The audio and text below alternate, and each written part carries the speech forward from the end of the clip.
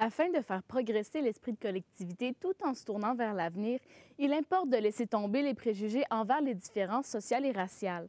C'est du moins ce qui est ressorti de l'atelier Comment éviter l'enfer avec les autres, animé par l'enseignante en philosophie Manon Lortie. Frédéric Maisonnolder, bonsoir. Bonsoir. Donc, dites-nous, qu'est-ce qui est ressorti de cet atelier?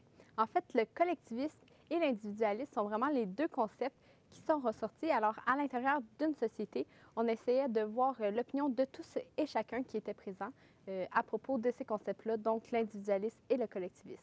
Et donc, comment ça s'est déroulé, les échanges? Les échanges se sont déroulés dans le respect, puis Manon Lortie a bien pris le soin de décortiquer chacun des thèmes avant de commencer pour que tout le monde s'entende sur une définition commune durant le café philo.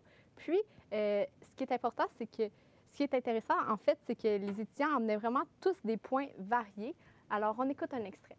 Et si tu veux survivre, un peu comme Yann Solo disait tantôt, tu n'auras pas le choix de taguer les autres. Tu n'auras pas le choix d'utiliser la solidarité, peu importe comment tu vas l'utiliser, tu n'auras pas le choix de l'utiliser.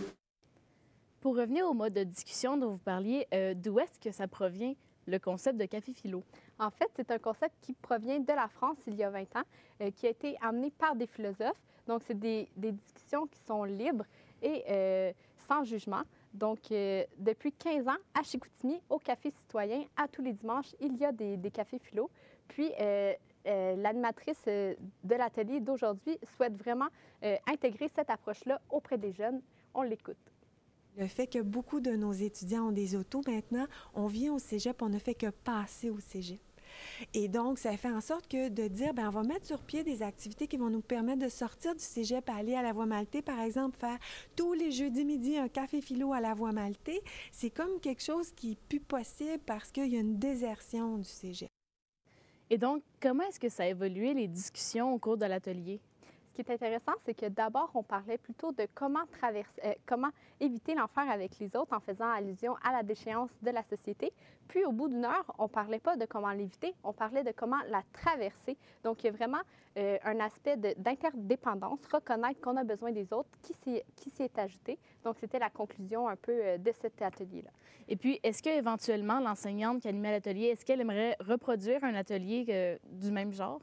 Oui, Manon Lortie était vraiment satisfaite de cette première expérience-là et elle souhaite la répéter puisqu'elle trouve que c'est important que les jeunes parlent face à face plutôt que sur les réseaux sociaux et fassent valoir leur point de vue comme ça et en échangeant sur des concepts d'actualité et sociétale. Merci beaucoup. Au revoir. Merci beaucoup à la maison. Au revoir.